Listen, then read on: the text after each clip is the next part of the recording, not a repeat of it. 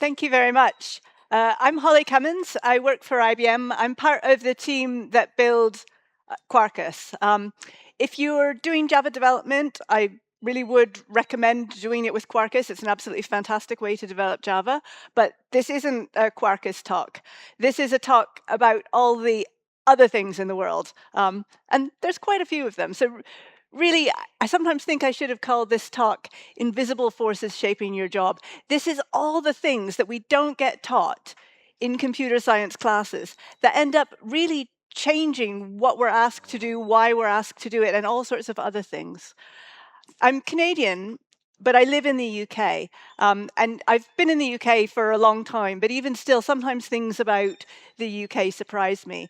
And my son is 14, and so he's just at the age now where he has to choose the subjects that he's going to do in school. And he has quite a long list of things he could do, but the list that he's actually allowed to take is really, really small. He only has a few slots, so he's got to specialize really early. And one of the choices that he has to make is whether he does history or geography. And I find this really, really strange because he's only 14. And the idea that from now on, he's either never going to be taught history or never going to be taught geography just seems really wrong to me because they're both so important and they both affect all sorts of things. And the thing about both history and geography is, if you forget history, you're destined to repeat it. If you forget geography, there's other bad things that happen. So for example, let's look at what happens if you forget Norway. It's quite easy to forget Norway. They're sort of stuck up on the north side of the globe. Just you blink and you miss Norway. So what happens if you just forget Norway? Let's say I want to make some data and I want to describe ski regions. So I might have France, Switzerland, Norway, Sweden, and then I have this in YAML, but I want to convert it into something else. So let's convert it into JSON. And what I get, as you'd expect, is France, Switzerland, Sweden, and false, which maybe isn't what you would expect. What's going on? What happened? The problem is that if you have a character sequence in YAML, it will interpret it as a country code some of the time, and it will also interpret it as a Boolean some of the time. And if your country code happens to also be a Boolean, you end up with this situation. And this mistake makes me so sad because it's exactly the kind of mistake that I would make as a programmer. It's easy to laugh at this, but the designers of YAML made what they thought was a really sensible decision, really trying to help people, and it ended up having this really stupid consequence. So that kind of leads me to this kind of bigger existential question of, if it's so easy to get it wrong, how can we know what outcomes our decisions will have? And that's really asking, the world is complex. How can we make decisions in this incredibly complex world? The good news is that there is an answer to this. The answer is systems thinking. The bad news is that systems thinking itself is really complex. When you look up how to do systems thinking, there's not, the sort of the one-page summary of here's systems thinking and the answer is this. And so sometimes you need something else, because sometimes you need to make fast decisions in an uncertain world. You can't invest huge amounts in every single decision. You need a fast answer. So how do you do that? The good news is there's also an answer for this. The bad news is the answer is statistics. I had to do statistics in university. I absolutely hated it. It didn't make any sense to me. And now, unfortunately, it's everywhere. I have a joke about statistics, and I've given this talk many times, and no one has ever laughed at this joke. But I continue to show it because I keep hoping that, so this could be the time that my joke is funny. What do you call a statistician who lives in San Francisco? Any guesses? No guesses, but someone is smiling, which is good. This is better than I've done so far already. So, a statistician who lives in San Francisco. Well, this is actually, this comes back to geography. Everything comes back to geography except for the things that don't. A statistician who lives in San Francisco is a data scientist. So, yay! Yay! I am winning already. Thank you. And what this is kind of reflecting is the fact that statistics is this really old skill, but now all of a sudden it's incredibly useful. And if you apply it in a slightly different way, it becomes way more valuable and prestigious. So we have this sort of progression from the statistics skills to the data science skills, and then from there you can go to machine learning, and then from there you can go to AI, and of course AI is absolutely everywhere. As I mentioned, I hated statistics in university. This is bad because even if you're not doing AI, even if somehow you manage to escape working in an AI job, statistics is still really important, and it's everywhere, really. And I'm not going to talk about AI statistics. I'm going to go back to a simpler bit of statistics, a much older bit of statistics that is actually still really important and still really everywhere today. And this is Bayes' theorem. Bayes was a preacher in 17th century England, and if you were a preacher in 17th century England, I think you didn't have much to do with your time, so you could do mathematics as a hobby. And that's what Bayes did. And he came up with this theory that ends up, for a while people ignored it. And now it is used for all sorts of things, including spam detection. If you ever read an article about spam detection, they'll probably talk about Bayesian filters. If you go really deep and you read an article about spam detection, what they'll also talk about is spamicity.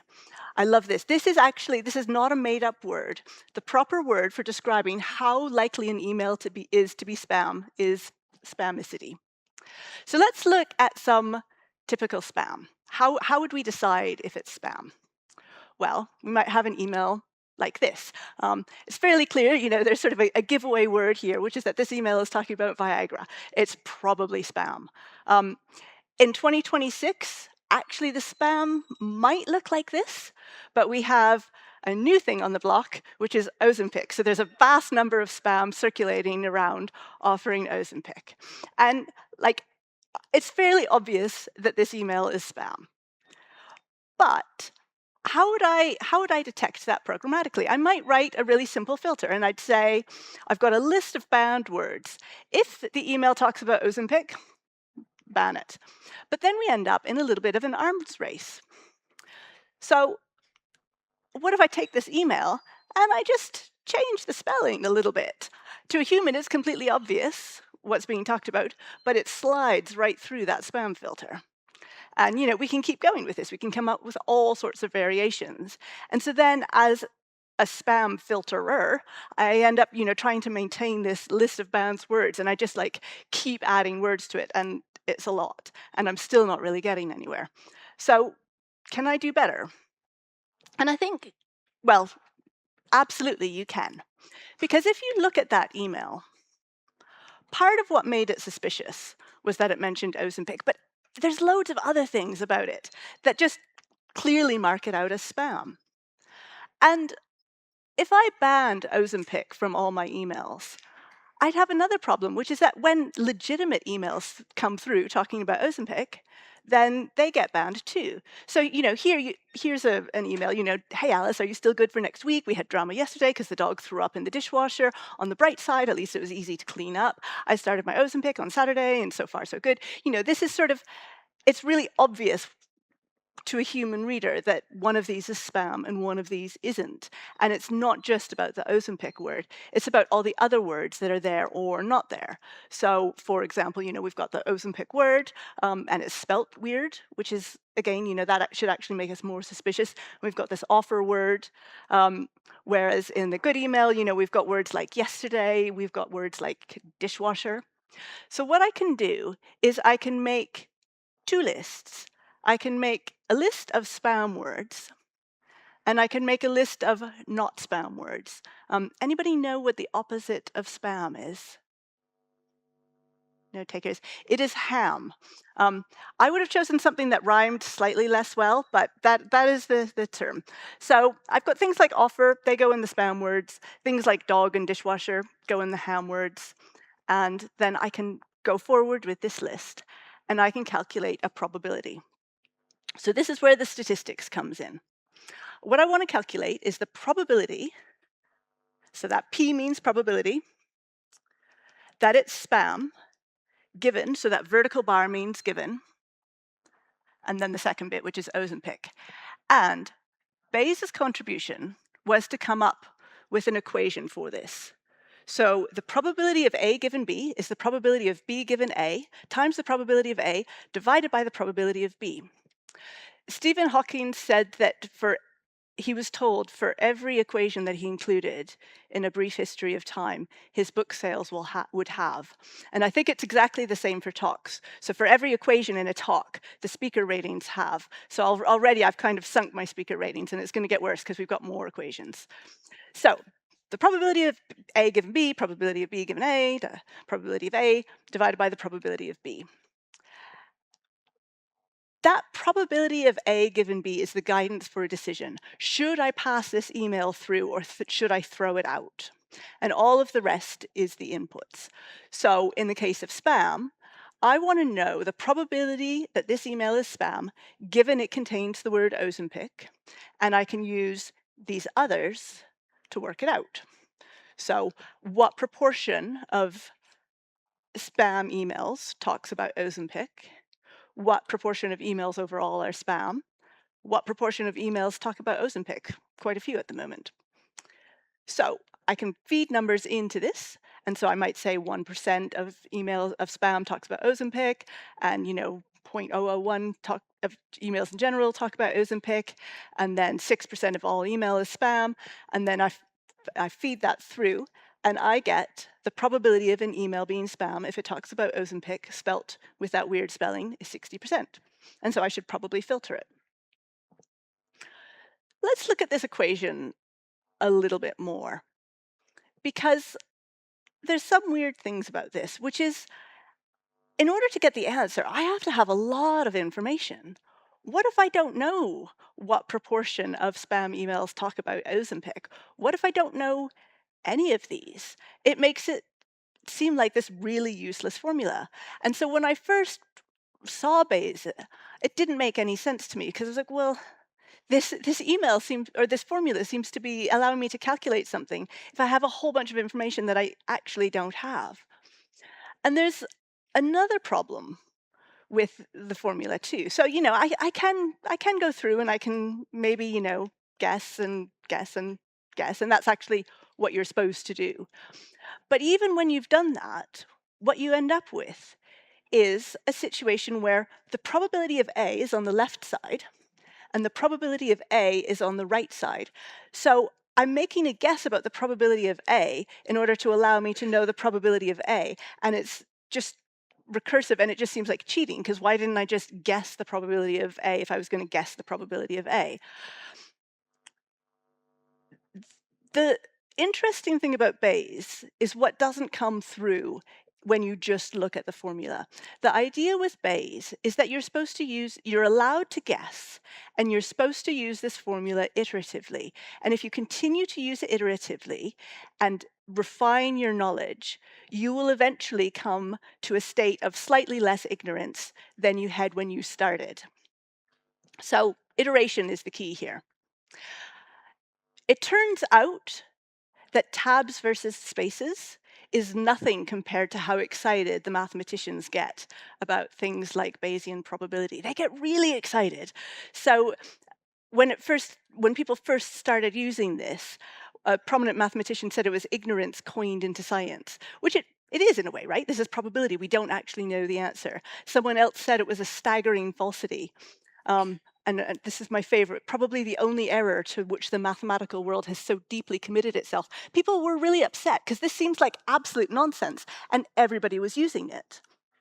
The reason everybody was using it is because it's actually really, really useful for all sorts of problems. So you can use it for spam detection, but you can also use it for something like this. So say your friend comes to you and they have spots. And you go, oh dear, what's wrong with my friend? Could my friend have cowpox? Or could my friend have chickenpox? By the way, does anybody know how you catch cowpox? Georgia says cows. That is historically, you caught cowpox from cows. Now, if you catch cowpox, it's most likely you caught it from a cat. Go figure. Anybody know how you catch chickenpox? Someone said chicken. That you would think it would be chickens. No, it has nothing to do with chickens. It's called chickenpox because you look a bit like you've been pecked by a chicken. Naming is the hardest problem in medicine as well as computer science, apparently. So we can do the Bayes formula, and the interesting thing here is that chickenpox is very likely. Cowpox is very rare. And we can sort of make some guesses about how likely you are to have symptoms. We don't really need to worry about the probability of spots because we're just trying to distinguish between these two cases.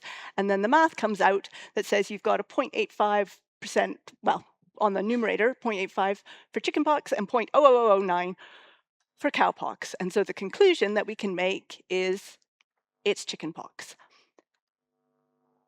Probably none of you needed me to do all this math to help guide you in the situation where your friend is trying to decide if they have cowpox or chickenpox. Of course your friend has chickenpox.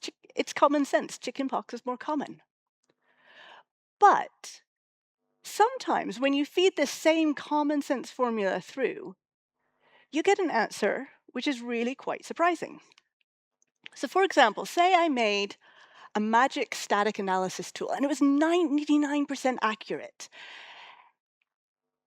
And I give you a set of code and I say, my static analysis tool said this code is clean. My tool is 99% accurate. What's the chance that the code is clean? It seems really obvious that it's 99%, right? I just told you it was 99% accurate. But that's not actually the answer, because what you need to do is, looking again at this formula, what I've got is the probability of a clean report, but I also need to look at, given that the code is clean, but I also need to look at the probability that the code is clean. This is going to depend a lot on the code. So if I tell you my code is C code is almost never clean. It's just so prone to memory bugs and that kind of thing. So I've guessed that C code is error-free in 1% of cases.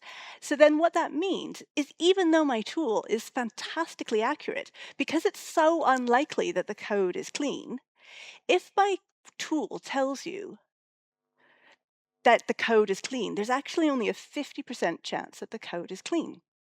And this is really counterintuitive. It's quite surprising.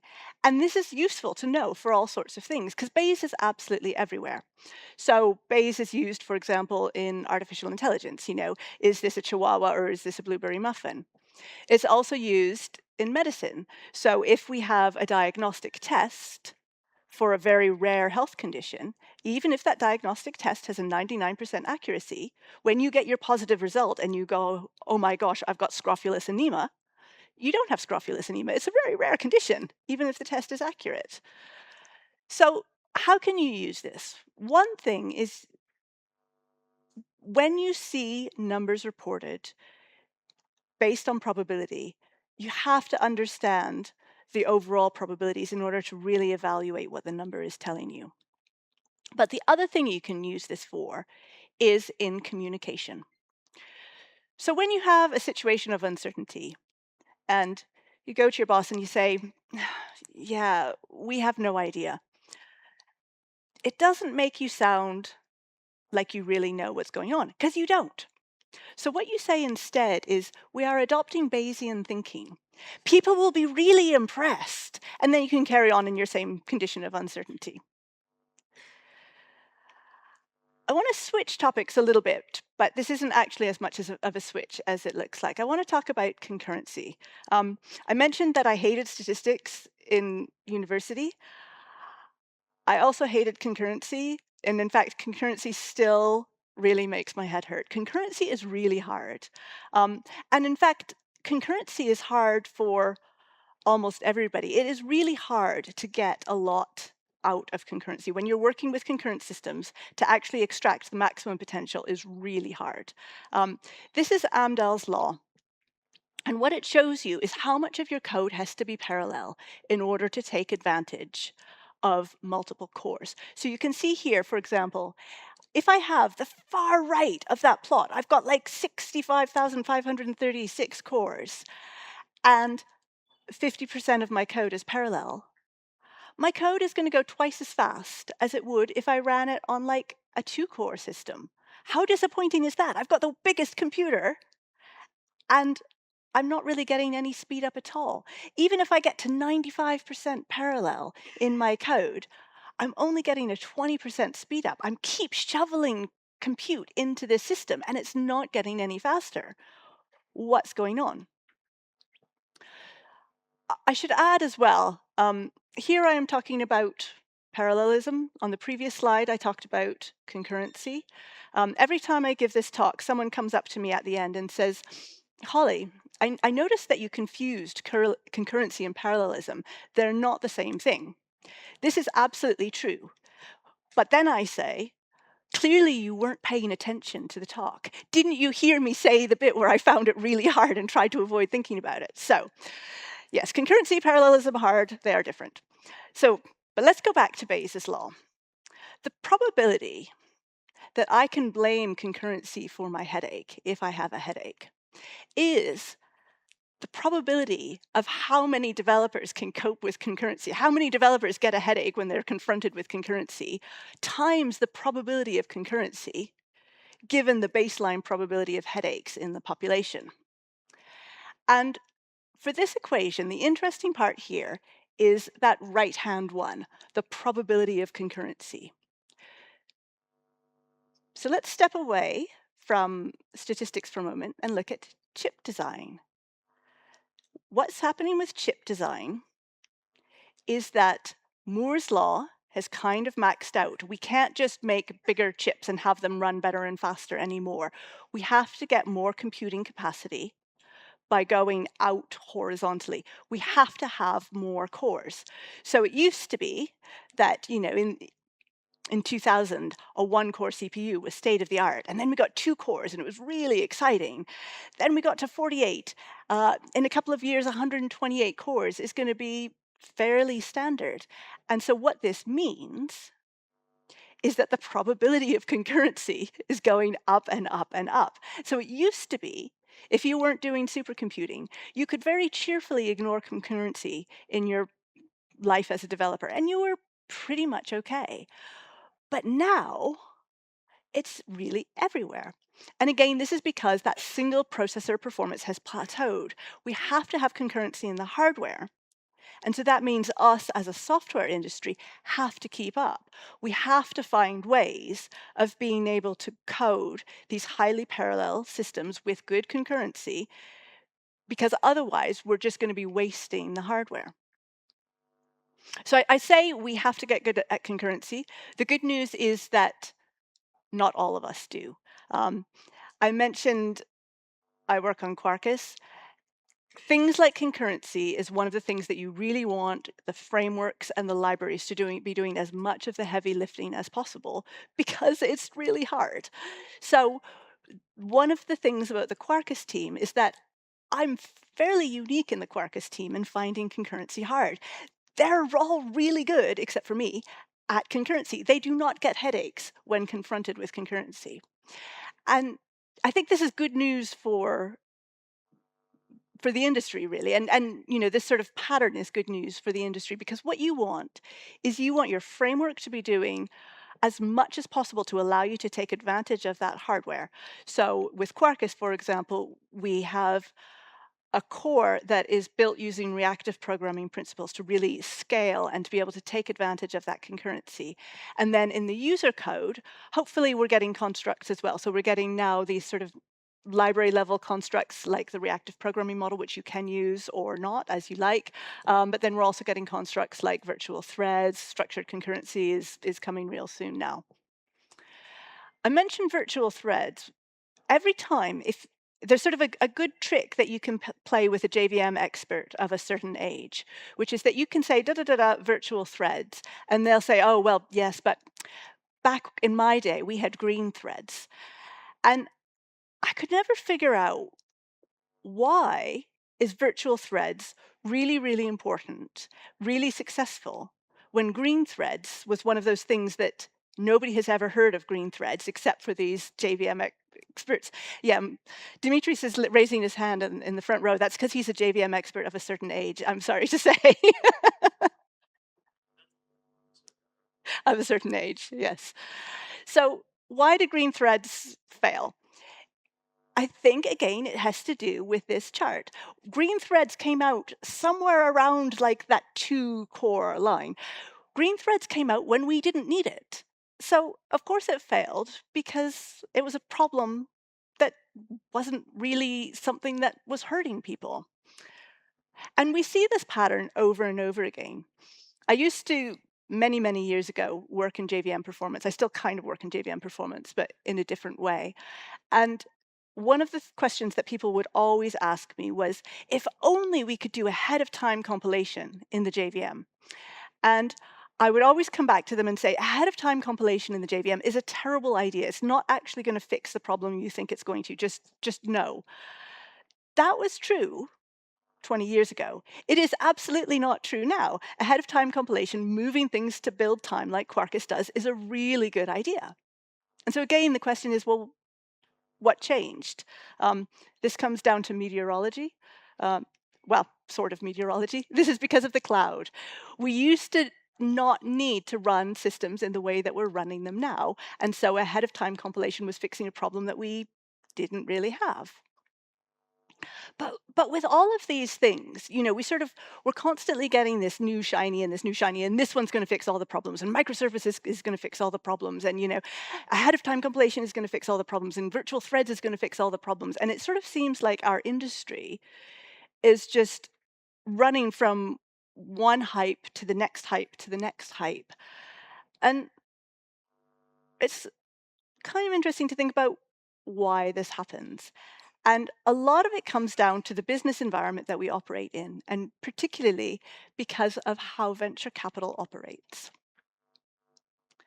So if I want to grow a company and I have a little baby company, what I hope is going to happen is that my baby company is going to go through various funding rounds. And with each funding round, more money will come in, and the pot of money with which I operate will become bigger and bigger. And then eventually, what I'm really trying to get to after I go through all these funding rounds is what's called the exit. And the exit is when an enormous quantity of cash comes in. And the exit could be an IPO. So it could be that I'm selling stocks, or it could be that I get acquired. And in both of these cases, for me as a founder, usually a side effect of this is that I'm no longer responsible for the company. So I can just go off and do something else, and the company is somebody else's problem. And so you sort of hand over the company and you go, ha ha, good luck, sucker, bye. So what makes these funding rounds happen? What attracts investment? In an ideal world, what would attract investment would be things like stability, or maybe that's a bit boring. Maybe we want profitability, or things like revenue. In practice, none of these are actually what attracts investment. What attracts investment is growth. You want to show that you're getting bigger and bigger and bigger, and you want that excitement, and that triggers the FOMO. And so then you get basically FOMO-based investment, and you want excitement. And those are the things that really increase your chances of having your successful exit. And Meredith Whittaker, who's the president of Signal, someone asked her a while ago what technology she thought was the most overhyped. And her answer I thought was so interesting, because what she said is, it's not simply that one piece of technology is overhyped. It's that hype is a necessary ingredient of the current business ecosystem of the tech industry. So in order for the money to come in, there has to be hype. Otherwise things just stop working. So that leads us to the next question, which is, why can't I find a job? I have a job. Hopefully many of you have a job, but what a lot of people are finding is that even if you have a job, if you're looking, it's sort of harder to find new jobs. I'm not so sure that's true in Greece, actually. If you want a new job, there's about 200 sponsors out there who seem to be very happy to offer you a job. But certainly, the global tech economy has been hurting in terms of how many jobs there are. And this isn't just anecdotal, this is something that we can actually see in the data. So in the USA, the developer vacancies had this huge peak, and then they just went, "Oh," boom, and it was very sad. Um, I have the UK data as well, so you can see that the curve is a bit less sharp than it is in the US. I think the US always does everything bigger, but there's still that big curve. The reason for this has to do with interest rates. We've been in a period of what's called ZIRP, so zero interest rate phenomenon or zero interest rate period. You might think that ZIRP means 0%. The clue's kind of in the name. ZIRP actually doesn't mean 0%. It means less than 1%. So if interest rates are less than 1%, it's considered a zero interest rate period. And if you look at the interest rates in the last while, so again, this is the UK data. It In 2008, in order to avert the global financial crisis, the interest rates dropped very sharply. In Greece, they didn't drop as sharply because of sovereign debt crisis, but they did, eventually get to this low level. And they bumped along at this low level pretty much until COVID. And then they went even further with COVID. And then bad things happened, and there was inflation and shortages and war, and the interest rates went up, and they've stayed up pretty much since then. So for most of us, for most of our adult life, interest rates have been around 0%. But this is actually really unusual. If you look at the sort of the longer global period, again, this is the UK data, that period of low interest rates is a bit of an outlier compared to the longer context. So what we thought was normal is actually not at all normal. And that affects investor behavior. Because if you look at this sort of dream startup where you just sort of carry along and you get to the exit, that's not guaranteed to happen. It could be that you get to your third funding round and then everything falls apart and all of the money that went in is gone. Investment necessarily comes with risk. And so if I'm an investor and I have to try and figure out where to put my money, I could put it in a software company, or I could put it in something like a government bond. For each of those, there's a risk and a return.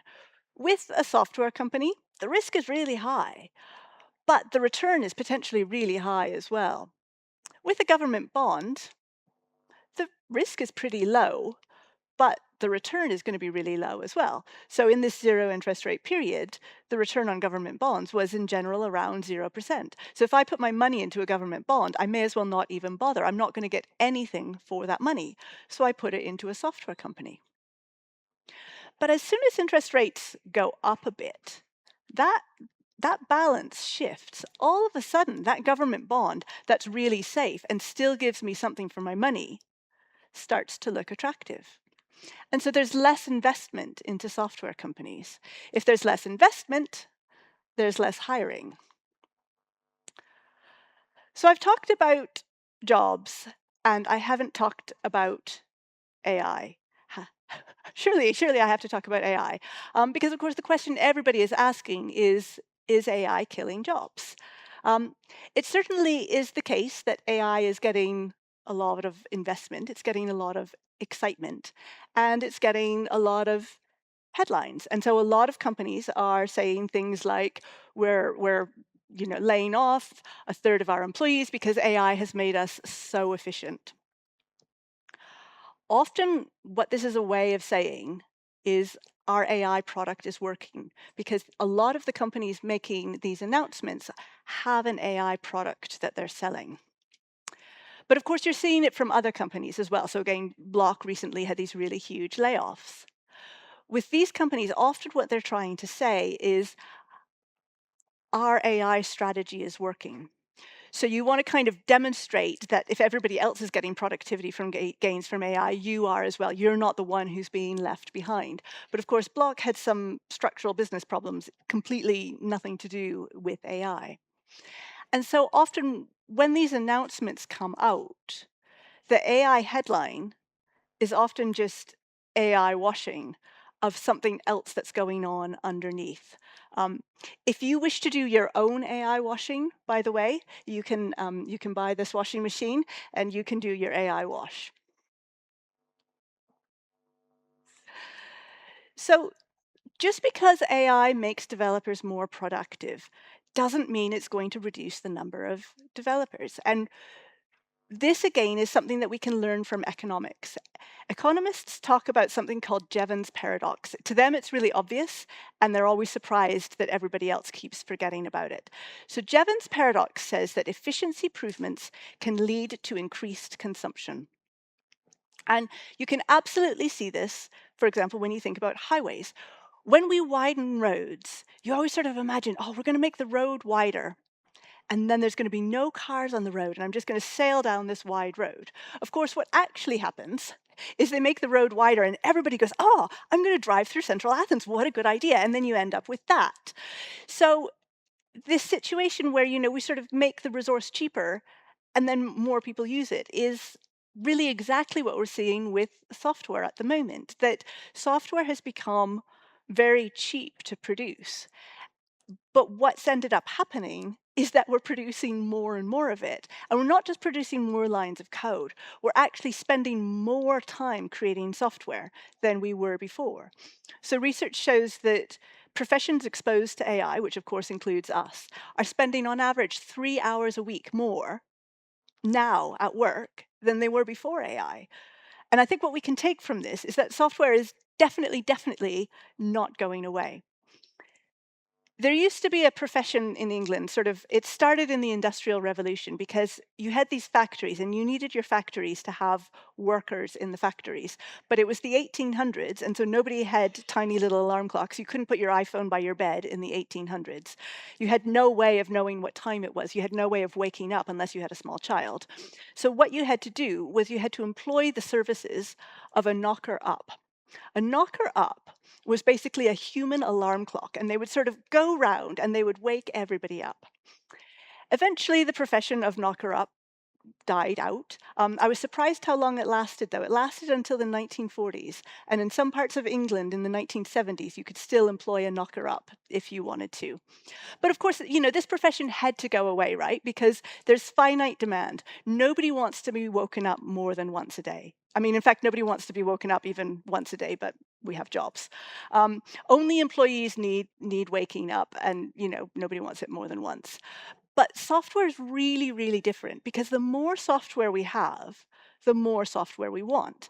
So, we have software to do stuff, and then we have software to do more stuff, and then we have software to tell people about the software, and then we have software to bypass the advertisements in the software because they're annoying, and then we have software to bypass the software so that the ads still show because it's an arms race, and then we have software to gamify software, and then we have software to monitor the software, and then we have software to manage the software, and then we have software to write the software, hello AI, and then we have software to debug the vibe coded software, hello AI, and then we have software to manage the software that writes the software, hello Claude Code, and then we have software to try and avoid Skynet, and then software to try and work out the meaning of life, and it just goes on and on and on. No matter how much software we have, there's always room for more. The demand is very elastic. And we can see this again in the data. So if you look at the number of software engineering professionals in the world, in the 1940s, it was around 2. And every time we've had an advance, every time we've become more productive, so we don't have to do assembler anymore, we can do high-level languages, we don't have to do low-level Java anymore, we have frameworks, we don't have to do coding at all anymore, we have AI assistants. The demand for software engineers has gone up. And again, we can see this in the data because when you look at that really depressing curve that showed that the jobs were just going away, the peak of that curve wasn't when ChatGPT was introduced. ChatGPT was introduced when the curve was already on its downward spiral. ChatGPT did not cause that downward slump. And if you look at the latest data, I think it's even more positive because this is the overall vacancies on Indeed. So you can see it's actually not a very pretty picture. It's just going down and down and down. But if you look at the vacancies for software engineers, somewhere around 2025, we hit the bottom of the curve, and now it's going up and up and up again, which I think is good news for us, good news for our industry. I love coding, so I'm happy that hopefully I will stay employed. So I've covered a whole bunch of stuff. To, to recap, statistics, unfortunately, is important. Do invest professional development time in learning it. Bayes is a really good place to start. To achieve more power, computers have to go outside ways. They have to add cores. Unfortunately, software is not really very good at taking advantage of those cores. So you will need to get good at concurrency or find a framework that helps you. The rise of interest rates does mean a tougher job market, at least temporarily. And Jevons paradox means that the demand for software is going to go up, even if AI makes software cheaper to produce. So with that, thank you very much. Slides are there. I do have stickers as well. And please leave feedback. It's very useful for organizers and for speakers. And yes, actually, do we have stickers? Do we have any stickers left? They're in the other room. Okay. I have about 4 stickers. If you would like one of my stickers, please come get a sticker. Otherwise, we can find them in the other room. Thank you again.